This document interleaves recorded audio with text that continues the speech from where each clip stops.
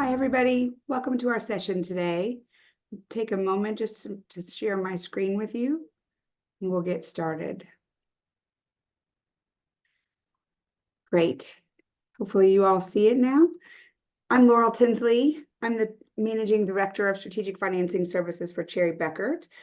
We are participating today in a 4-part series with Strategic Tax Advisory virtual conference series, 2 sessions today and 2 sessions on Thursday. The next session will be Thursday starting at 11 a.m. The virtual conference shares our leaders' knowledge across a variety of topics, and we hope you'll find them very informative to various aspects of your business. Today, I will be presenting with Melinda Young, a director in our Tax Credits Incentive Advisory section, and Trevor Nelson, manager of our Strategic Financing Services group.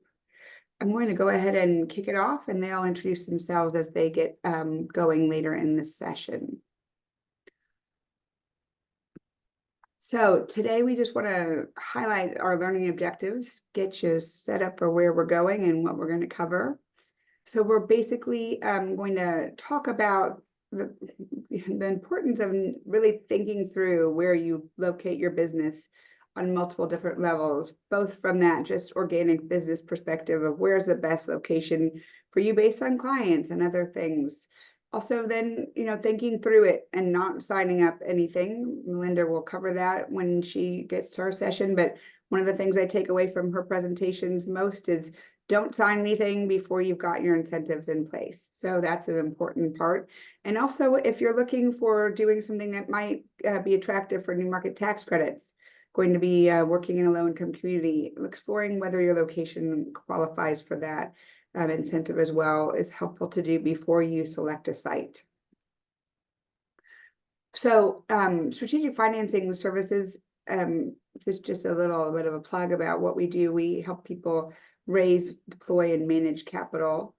And as part of that, what we really do is think deeply about community investments in low-income communities and how to bring capital to those kinds of communities. We're really proud about some of the impacts we've created over the years, but I won't do you a disservice and read all these slides, just sort of a feel-good moment for us in our achievements of how many jobs we've helped create, square footage to real estate improvement, putting things back to work. But basically, this is the outcome of the work we're talking about today, is putting assets back into productive use and creating jobs.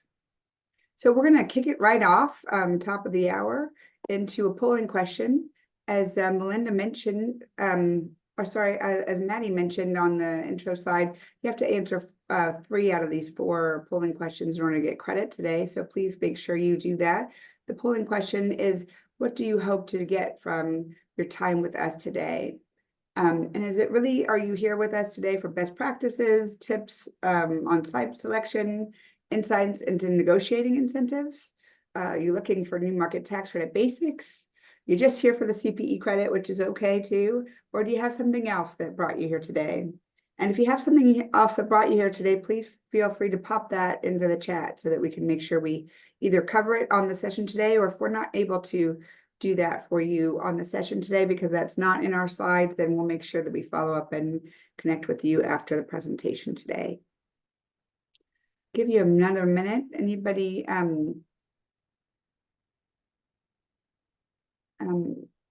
I don't see any questions in the chat yet that need to be addressed.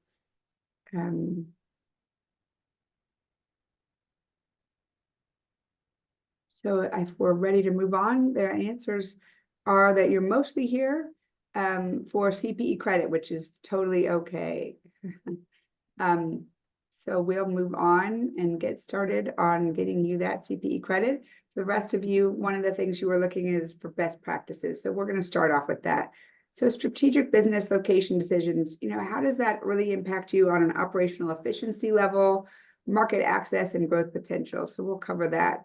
As everybody knows, geography matters. So if you are trying to access a certain market, being close to that market is really helpful. If your major market is in Brazil, locating a site in China may not be as helpful to you as some other locations. if your major market is here in America, thinking clearly about which site location, which state, which locality you want to put your location in. And why does it matter? It used to be that, shipping costs were so nominal that you could just really put a facility anywhere and reach a market almost anywhere else. But in the given market timing where there's so many disruptions on a global level, and a lot of people are thinking about their, footprint, their carbon footprint. They're thinking environmentally. It really matters to think about where you should locate both your physical business, maybe a sales office, and also manufacturing facilities. Or if you're thinking about it in a different light, if you're a nonprofit, locate where your services need to be delivered rather than across town in another area, and then you always have to be going back and forth. So that's one of the things is, frankly, the other part of it is, can you afford to be where you really optimally should be? And if you can't be right in the heart of it, can incentives help you get better affordability on that? Access to services, supplies, materials, human capital. So frankly, that's the other part I talk to people a lot about when they're not decided on a location is, if you want to generate 100 new jobs, that's amazing and that's awesome. But if you put that activity in a place where there's not really a lot of people who need a job, where are you going to get the human capital? Where are you going to get the people to be your employees? And how competitive will you have to be in order to get employees to come work for you? The other part of that flip side is, if things are a little bit more expensive in your ideal location, can you get incentives, federal, state, regional, local, in order to help you buy down the cost of being in your ideal location? And then connectivity, transportation-oriented development was a fad, years ago, but it's really important to think about, are you on a rail line? Are you close to a metro stop? How do people get to you and connect to you? And is it also a safe place? If you're wanting people to come and interact with you at your location, is there going to be safety where you're asking for them to be? And how do you use maybe the slide of, the incentives to make it a safer or more connected location? So there are unique considerations to you as a human being and as an organization that's starting something. Are you building from scratch? Are you renovating something? Are you really wanting to be connected? These are unique, and how are you different from another organization? So sometimes people think about the CVS model for growth. They just thought, wherever Walgreens had something, go ahead and put a CVS. There's that way you already know people are in the area needing it. Or are you wanting to be differentiated and stand out? So that really is one of those unique things. Thinking about strategic capital planning also matters, because if you're doing a big capital investment, you can't just start without thinking through, how are you going to get the money for that? Is that a market rate loan? Do you need other incentives to help out? Do you need new market tax credit capital to help out? Because certain locations will grade yes in one box versus the other. So traditional financing may be easier to get in a more higher income area. But if you're looking for incentives, you may need to go to a low income community in order to qualify for certain incentives. So how do you mix those two? And how does that work for your overall capital stack? So looking at it from not just a short term, from a long term view as well, and make sure that you're thinking about it sustainably. Last, plug before we get to the end of the presentation, where Trevor's going to talk about new market tax credits. And I know Melinda will talk about some state and local incentives as well, is thinking about where you are. There's national credits that will apply in all 50 states, but each state has their own credits and incentives, and some states have more than others. There are a lot of, there's the opportunity zone that's still in play today. So there's a lot of different factors in thinking about one state versus another. One of the things that's always good to think about, and this is important for certain credits versus others, but frankly, if you're going to do something, are you in keeping with what the community is looking for? Are you part of the plan? Lots of communities and localities have plans of things that they want to see happening in their community. And are you in keeping with that plan, or are you going to be running counter to that plan? It'll help you think through that early on, because if you want help with zoning, making sure you're part of their plan and you're doing what they want you to be doing is really helpful. If you're really counter to where your location is and what the plan for that community is, that may make other things harder for you going forward. So thinking about what's going on in the community and the engagement of your neighbors, making sure that you're really thinking through how you fit with the community. So it's a checklist of, universal versus unique considerations. There's some things that everybody needs to know. If you're a customer-based business, you need to be thinking about your customers and how to get your raw goods. But there are things that are unique to each business. If you're a nonprofit and you want to be within your community and serve the people, that's unique to you. But there may be some regulatory considerations depending on what business you're undertaking as well. So thinking through what's unique to you and universal, those are some of those unique starting points. So I hope this gave you a little bit of a basis, a foundation. We're going to look to turn this over to Melinda in a second, and I'll leave you with a final thought. If you have no destination, you'll never get there. So I often talk about planning to people, because the idea for me is often, where do you want to wind up? And if you don't know where that is, you might just wind up in the wrong place. So thinking about where you want to go allows you to have a benchmark and have a way to keep measuring your progress as you go. We're going to do a second polling question, and I'll turn it over to you, Melinda, to lead the polling question, and then you can take it over from there. Thanks, everyone. Thank you, Laurel. The second polling question is, when selecting your business next location, what is your top priority? A, assessing incentives. B, proximity to customers. C, affordability. D, skill and reliable workforce. E, other factor. Please list your answer in the chat.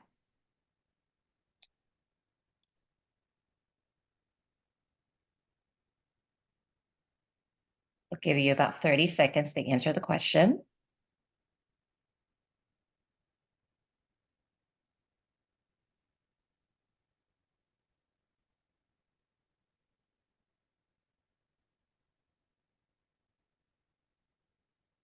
It looks like we have our results. 13% assessing incentives, 29% proximity to customers, affordability 24%, and skill and reliable workforce 30% at the highest, and 5% other factors. So this is perfect. It will lead right into the state presences portion of the presentation.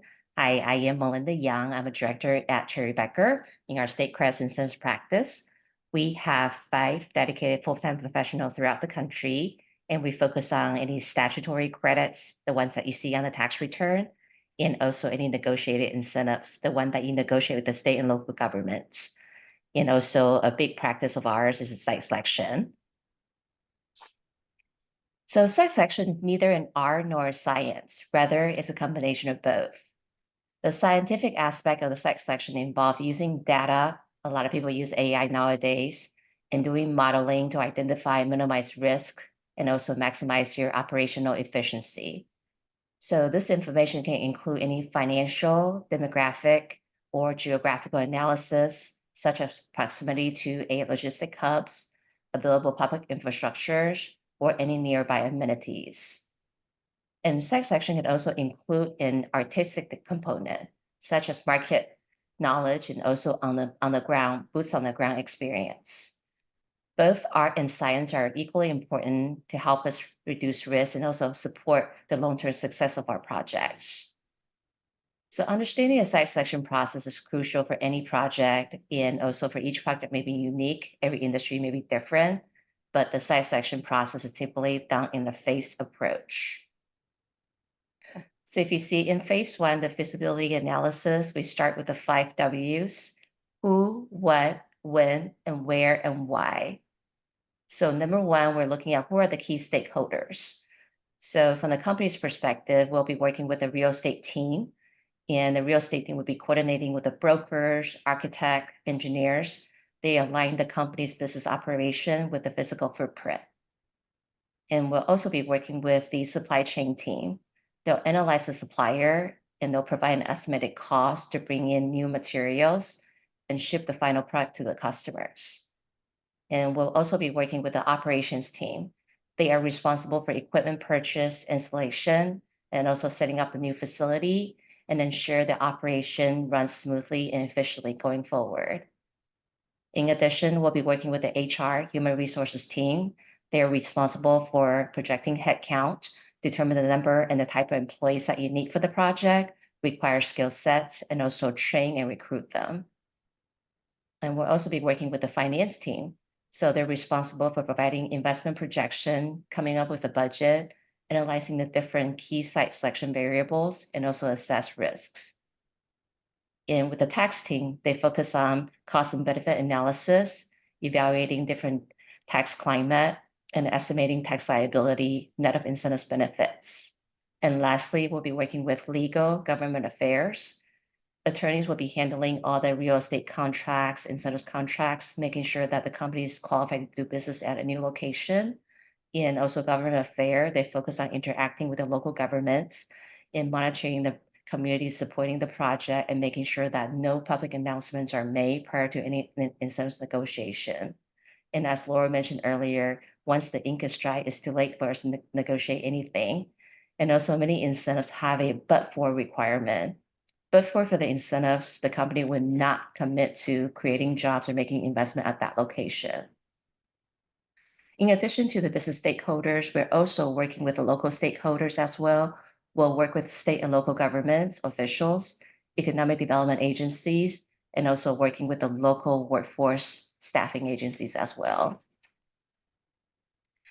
And with all the stakeholders identified, we want to make sure we set expectation early, assign responsibility for each stakeholder, and also align everyone's goal together in a site selection project. So in step 2, we'll cover the remaining 4 W's. What are the project parameters? When are you looking to expand? Where do you want to be? And also, why are you looking for a new site? And I'll cover each one of them briefly. So for the project parameters, are you looking to relocate your headquarters or expanding your manufacturing facility? What are your projected investment? What are your headcounts? And what are utility requirements? And when are you looking to move? What's your timeline? So we want to figure out, okay, when do you want to do your site search? When do you want to do your site visits? When do you want to make your final decisions? And when do you want to start hiring your first employee? And when do you want to begin construction if you're looking at a greenfield site? Or when do you want to become fully operational? So these are all the important questions we have to find out so we can put a timeline together for the project. And where do you want to be? And what are your location preferences? Do you want to be in an opportunity zone so you can get the capital gain benefit? Do you want to be in a new market tax credit area, which Trevor's going to cover a little bit later? Do you want to be closer to a seaport, airport? And how far do you want to be from a freeway? Do you want to be on a 2-lane or 4-lane freeway? So those are all the important questions. And with regards to your site preferences, how big do you want the facility to be? What's the ceiling height? How many loading docks do you need? And do you want to have concrete floor? How many windows do you need? And for building preferences, are you looking at a brand new construction, which may take up to 18 months? Or are you looking to renovating an existing facility? Or are you looking at build to suit? And lastly, why are you looking for a new location? So the most common reason that we see is to get access to new markets and new customers. So as we develop site selection criteria, we want to clearly understand the specific needs of the company, identify the primary reason for the new facility, whether it's going to be a new headquarters, a new manufacturing facility, R&D facility, distribution facility. Each site will have a unique requirement for the location and also for the infrastructure and also to access resources. For example, if you're looking at a new headquarters R&D facility, we'll focus on talent workforce. And if you're looking for a manufacturing facility, we'll prioritize proximity to your raw materials and also to logistics hubs. So once we're able to identify the 5 W's, we'll develop a work plan in step 3 and begin our site search. To help us narrow down our search, we leverage a couple different data points. We use the US Census Bureau and also Bureau of Labor Statistics to compile information by industry and also by the metropolitan area. As of July of 2023, there are more than 380 metropolitan areas in the US. And from there, we'll work closely with the business key stakeholder to continue narrowing down the search to a few states before we do further analysis on the viable sites. So at the end of phase one, we'll present a cost and benefit analysis, including a menu of potential financial and tax incentives that may be available at each location. And the company will make a selection of the top 2 facilities, top 2 sites, before we move to phase 2 incentives negotiation. And many times, phases 1 and 2 can happen concurrently, and the company will pick a final location before we move to phase 3. In phase 3, we'll work with the company in obtaining final approval of incentives agreements and also establish compliance reporting processes. Moving on. So there are 5 general factors when selecting a best community for the final site. Number 1, we want to take a look at the real estate. Real estate availability and cost are crucial factors, as well as the time to obtain a certificate of occupancy and the cost to renovate existing building or construct a new building on a greenfield site. Real estate must be evaluated early on in a site selection process in order to identify viable sites. Once viable sites are identified, we'll review the purchase price and also help negotiate lease terms. Secondly, having access to major freeway proximity to transportation hubs such as highway, railroads, airports, seaports are also very crucial. We'll work with the supply chain team on determining transportation costs for raw materials and also getting the finished goods to the customer. We'll also work with the operations teams on determining the company's commitment in meeting the customer's needs. And from the utility standpoint, we want to make sure utility capacity is available, including water, sewer, electric, gas, waste management, and recycling. And also telecommunication is also important. And we want to estimate the cost and time for any utility extensions. And we have done many projects where utility requirements were the number 1 driver. It could be very costly and time consuming, adding a natural gas pipeline across the street.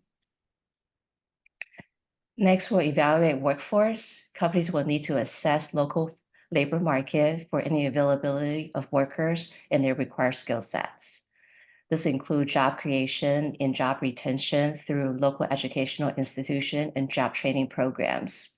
Location with higher education can attract companies who require certain technical skills. And also quality of life is also an important factor. Having affordable housing and healthcare and recreational access can also help companies attract top and retain top talents. The last factor, and yet is the most important factor of all, is related to business costs and tax and benefit analysis. Understanding the current and future tax policy and the regulatory environment are crucial, and work with the tax team on a cost and benefit projection is a must. So moving on to begin our cost comparison, we'll break out between initial costs and also ongoing operating costs.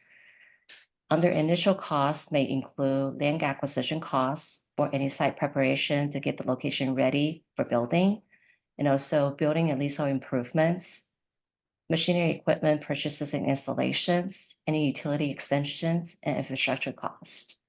And for ongoing operating costs, this could include labor costs, training costs, transportation costs, and also insurance costs may be crucial, and cost of doing business and tax costs. So within tax costs, we look at income tax, gross receipts tax, sales and use tax, property tax, unemployment taxes. Once we're able to determine all the costs associated with the project, we'll identify financial and tax credits and incentives to help us offset some of these costs. And keep in mind, we must negotiate these incentives before the company makes any public announcement or putting any job posting on their website. If the state knows that you're coming, we may lose our leverage in negotiating. And normally when we look at state credits and incentives, we look at cash grant for job creation or capital investments, any property tax abatement, sales tax refund, utility extension, utility reductions, training incentives, any infrastructure assistance as potential incentives. And ideally, we'll try to get up to offset 10% of your initial project costs and a 5% of your ongoing operating costs as incentives. Moving on. Normally, so having a well-established workforce is critical for a company's long-term success. And here's a great example of a workforce analysis. We rely on the Bureau of Labor Statistics demographic information by occupation and geographic area. This information includes different job titles, the number of available jobs, and also the average and median pay rates. And this information will help companies remain competitive in their labor market. Usually we try to shoot for about 70% of the average pay for the area as our guideline. And also BOS also provide educational level at the proposed hiring area. This would help company look for specific technical skills and credentials that you need for the project. And I would say our biggest value proposition on a site selection project is really assisting with incentives negotiation. And we leverage our knowledge with the state and local program. Currently, there are more than 2,400 programs out there, and our relationship with the local economic development agencies. And we represent the company working with the state and local government in securing these financial and tax incentives. For the incentives negotiation process, normally we need about 6 to 8 weeks in advance for an incentives negotiation. And it would take 30 to 60 days to request for proposal from different tax jurisdictions, 60 to 90 days for incentives negotiation, and 60 to 120 days for incentives implementation and setting up the compliance reporting process. It is really a win-win situation for the company and the state and local government.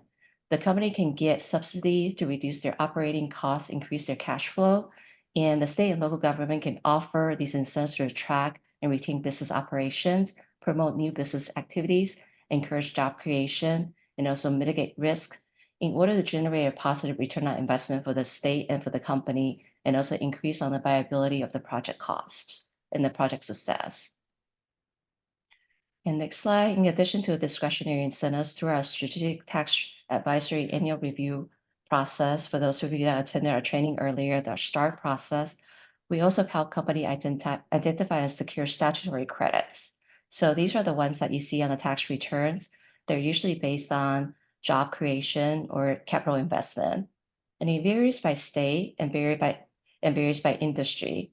And the potential benefit for these statutory credits are between 1 to 10% of your capital investment, and also $500 up to $125,000 per job created and retained. And sometimes these credits could be sold or transferred, and they could also be refundable if you don't have any income taxes. Or sometimes the credit could be used against other tax type, for example, your withholding tax. And moving on. So I wanted to share a couple case studies with you. So we did a site selection project earlier this year. It's for a battery manufacturing company that was looking to create 200 jobs, invest $70 million. And so the only requirement they had was having a location that has a seaport, since they get a big portion of their material from overseas. So we were looking at a couple different states along the East Coast, up and down, from Florida, South Carolina, North Carolina, Georgia, up to Virginia. And they have a big requirement for natural gas. So obviously being right next to the port, having a big natural gas, that may be a hard search. So we ended up looking at getting about 5 or 6 different offers from various locations. They range from $8 million up to $12 million. And they're primarily including cash grant for job creation, since they're adding about 200 jobs, well-paying jobs. And also the states were offering property tax abatement. In certain states were offering income tax credit in addition to training incentives. And we have another case study was for a lumber company. It's a manufacturing company looking for a second manufacturing location in the US. They were looking at a couple of different states that has access to forest, a lot of wood, and Texas was being one of them. And they were creating 150 jobs and looking to invest $30 million. We were looking at different sites, different city within those states. in looking at the labor market, make sure that we have enough technical engineers on the staff. And the company ended up picking a site in Texas. They were able to secure about $5 million of incentives. $1 million was cash grant from the city and the Economic Development Agency, an additional $4 million on property tax abatements. As you can see, based on these state and local incentives, you can really help your clients identify cash saving opportunities and also help you reduce your operating costs, increase your cash flow. And we have one more polling question. When should you involve the state crest incentives team on potential expansion projects? A, before the company purchases the land. B, before the company signs the lease agreement. C, before the company hires the employee. D, preferably 6 to 8 weeks before the expansion begins. And E, all of the above. All right, looks like 75% of people got it right, all of the above. Great job. And now I'm going to pass it over to Trevor. He's going to talk to you about new market tax credits. Absolutely. Thank you for that, Melinda, and super excited to be taking a step further to go from some of those state and negotiated incentives to a federal program called the New Markets Tax Credit. And so as we go to the next slide, you'll just see a very brief overview of where the program was started. And if we look at that, the program was started off the bat of the success of the low income housing tax credit program. And so in 2000, some public stakeholders came together really to create a program that would incentivize development, especially commercial development and low income census tracts. So the program is administered by a department of the Treasury called the CDFI Fund, or the Community Development Financial Institution Fund. And currently we have jurisdiction through 2025 to allocate $5 billion a year. For some of the industry practitioners, this might not be new news, but as we get close to 2025 and we look to go for authorization again, the next round that is to come will be a double round. So $10 billion will be available heading into not the announcement that we think will come this fall or no will come this fall, but the next one will be $10 billion of tax credit authority, which is the largest for the industry. So super exciting times and really a catalyst for those who are thinking about projects, who have projects, to really consider if the New Markets Tax Credit might be a fit for them. But what does that mean and why does that matter? On the next slide, you'll see why I personally think people get excited about the New Markets Tax Credit from a project sponsor perspective. And that's because it can provide 15 to 20% of the project costs, all advanced upfront at closing. So long story less long is if you have a $10 million project, the requirement, if you're successful in attracting new markets, is only needing to bring about $8 million. In addition to that, there is lots of flexible terms that are associated with the program, including things like the new markets debt being subordinated by other lenders. There's lower interest rates. We also are looking at things like interest only. And then the ultimate way that the new markets are structured is such that we talk about these loan mechanics, but it ends up optioning out at the completion of the 7-year compliance period. So to go into the structure a little bit more, people can get confused if they've never seen these arrows. And so as our animations continue to go through, what you'll see is there's a whole lot of boxes and arrows that come up. And what that means is there's a lot of partners that come together to really make this successful. With that being said, where it starts, people always ask that question. Where does this process start? How do we think about really setting things up? And what it comes down to is what we call a qualified active low-income community business, or QUALIC-B for short. You'll notice, the new markets industry has come up with a lot of acronyms. So this stay with us here. But when we think about what that is, that's the entity that actually receives the credits. The entity that has the jurisdiction on behalf of the government is a community development entity, or CDE. So before I mentioned every year, there's about $5 billion that hits the street.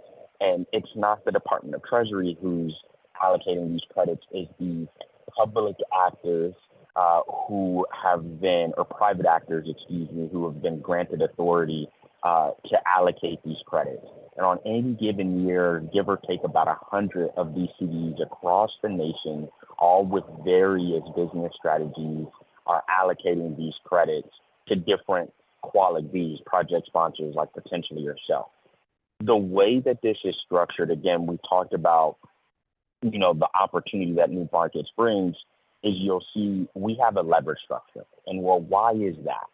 That's because the new markets tax credit is a 39% tax credit. And so if we went to a big bank and said, hey, big bank, you can take, you know, a tax credit, a 39% tax credit, and only get 39 cents back, nobody would do that for putting $1 in. So fancy lawyers got together and came up with what is most commonly used in the industry of this leverage structure. So as we talked about before, we have a leverage source, or this leverage lender, which is an entity owned by the project sponsor that will be contributing the 70 to 80% of the transaction. The new markets tax credit investor will be providing the balance, so that 30%, and they advance all of those proceeds on the day of closing into an investment fund that is then advanced down ultimately on the day of closing to the quality. The investors, another question we get asked, are usually the largest banks, with a couple of large community banks and some other players as well. And they're excited at the opportunity to be able to offset their tax liability with this program. So again, this if you're seeing it for the first time, can be confusing, but the big thing to take away from is you start with having a project and really identifying what that is, and then you work through with other stakeholders how to get that. And so what's the result of all this work, right? You did all this work, all these stakeholders are coming together. What's the result of these efforts? The first one is significant community impacts, and we'll talk a little bit more about what that means. But keep in mind, the reason that the program was enacted was to incentivize development for those communities and people who need it most. The other one is we talk about there was a gap in a project, and now at the end of the financing, that gap hopefully is gone. We talked about the location before, so all of these projects are in low-income communities. And then it's important to note that because of all the intricacies we talked about, we usually see capital expenditures in excess of more than $5 million. However, if your project is smaller than that or right on that cusp, we still love to entertain conversations because there's creative programs for smaller projects as well. And so now that we have talked about the impacts and a little bit about the structure, the next part of this is, what does it mean to be a qualified active business, right? And that's one of the requirements of the program. And so one of the first ones is it can't be a sim business. They're listed here, but I don't think there's anything too crazy here. The one we hear most commonly is a golf course, and we didn't make the rules, we just followed them. But this is what the government says, hey, we per and, you know, kind of statutorily say we can't do this. And then there's a couple of other pieces. We think about businesses that develop or hold intangibles. Think about things like art in particular is one that comes up with things like museums and art and cultural spaces. And then because there's a low-income housing tax credit, one of the things that comes up often is the idea that while you can do a mixed-use project with new markets, it can't be exclusively residential. There has to be a commercial aspect. And as you can see here, less than 80% of the gross rental revenue can come from the residential rents. And that's the statutory requirement. So most groups want to see more of a buffer than just what the statutory requirement is. So then as we think about, now we know what the qualified active is, we want to see what the community is. right? And so when we think about those communities that have the distress level we're talking about, it's those communities with a poverty rate of greater than 20% or a median income that is less than 80% of the statewide median income or the metro area median income. There's another important designation because while the statutory requirements say, hey, you can just meet the minimally distressed requirements, over 90% of the projects on any given year are going to projects that hit the severely or higher distress criteria. And you can see those listed here. Items like having a poverty rate above 30%, a median family income of less than 60%, unemployment rates of north of 1.5, the national average, or being located in a non-metro county, which is something set forth and it can't be contiguous to an MSA.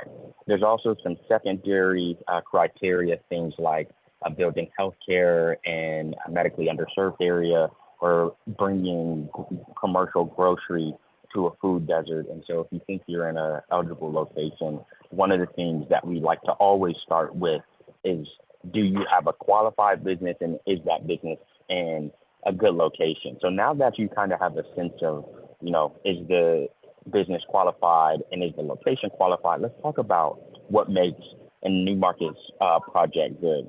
And this is important because the New Markets tax credit is competitive. And that just means that for the $5 billion of authorization that comes online every year, there's more people demanding or requesting that allocation than is available. So number one, we talked about the census tract, right? It's kind of table stakes to be in that severely distressed tract.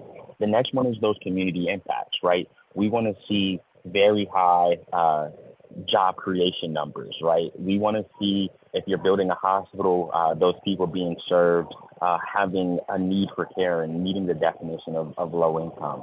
If you're doing something in the arts and cultural space, is there employment opportunities or something that can really speak volumes to how the community will be impacted by this development? Also very similar to what my colleague said earlier, there's a but-for test. So we want to know that but for the subsidy provided, this project would not be moving forward. And then there's a whole host of timing considerations. But it's important to know that because all of the funds are advanced on the day of closing, most of the groups that we work with will want to make sure the due diligence items, including the sources of capital, things like a general contract, et cetera, are in place so that there's no delays or surprises going through the process. And so as we think about those impacts, to go a step deeper, on the next slide, you'll see what we really like to see. And so in industrial and manufacturing, one of the things that we think about as a methodology, and each community development entity has their own methodology, is 100 jobs per $2 million of allocation. This isn't to say that if your project's in a very small rural community and you're only creating 30 jobs but has a $10 million project, that is still not a good fit.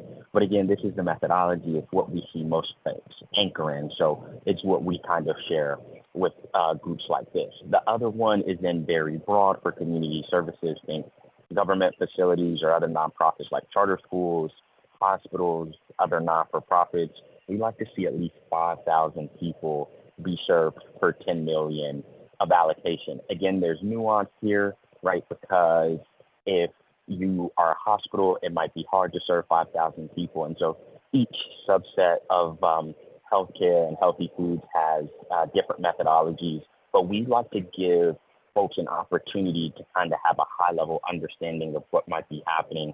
And so that is the targeted impacts. And then the other thing just to note very quickly is there's some innovative uses for things like operating capital and working capital, and that can also make a project more attractive and have an impact for various groups that would make it attractive.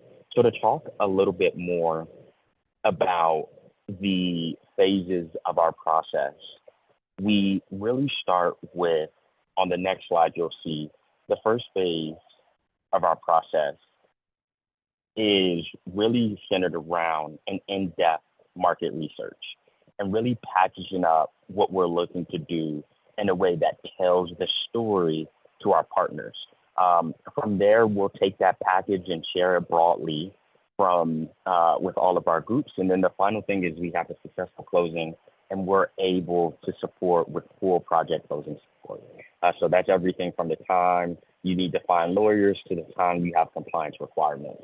And so finally, as we wrap it up here, I just want to take a moment to call out the fact that, as Melinda has shared and as our team has shared, the New Market Tax Credit is a really powerful resource, but it is by no means the only one.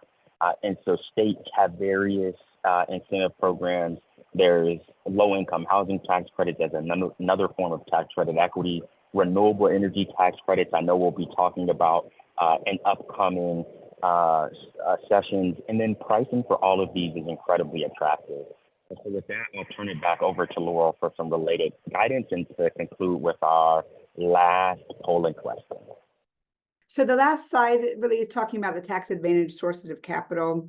In addition to the federal and state and new markets and historics, there's renewable energy tax credits. And I think Trevor mentioned this a little bit. So there are a couple examples of things that we might put together. South Carolina textiles credits, abandoned building credits, Georgia film credits. Lots of states have their own incentives. These are things that could be assessed with Melinda on her review when you're doing a site selection, or frankly, if you're coming in for new market tax credits and you've already got your site selected, these credits aren't the kind that you can't get after the fact. So some of these are ones that you can get after you've already selected your site. One of the things we wanted to end on before we do our last poll is that we have a 4-part series from last year that remains evergreen. It talks about new market tax credits from start to finish, thinking about the industry, the landscape, financing capital, organizations and their next steps and compliance. So there's a webinar of 4 series, and we are also doing another sort of 2.0 session this year. So there's another 4-part series that will be. So if you're interested in learning more about new market tax credits, because this was quite a lot to drink from the fire hose on some of these topics. But if you're interested in more information, we've got a series, a 4-part series that's going on right now. And you can register for that all on the Cherry Bekaert website. The last polling question will get you guys your poll, all of your CPE credit. Polling question 4 is, would you like for the team member to reach out to you after today's webinar? Yes. You want to learn more about new markets? Yes. You want to learn about site selection? You might want to learn about both. Maybe, but you're not sure, or no. So this one should be pretty easy. We'll give you a few seconds to get that going. Looks like maybe and no were the biggest answers, which is fine. We will only reach out to those folks who want more additional information and won't bother you guys. Hopefully you learned some things and enjoyed your time with us today. And as you get to thinking about site selection in the future, feel free to reach back out to us in the future if you have any questions. So that is it for us today. We really appreciate you spending your time with us, and we kept you right on time. It's 1:50. So sorry about the glitch at the end with no camera for me for the last part. But hopefully you enjoyed your time with us, and we hope you'll join us on our next session, which will be on Thursday at 11 Eastern. It's maximizing tax credit savings, strategies for pre and post transaction. Thanks, everyone.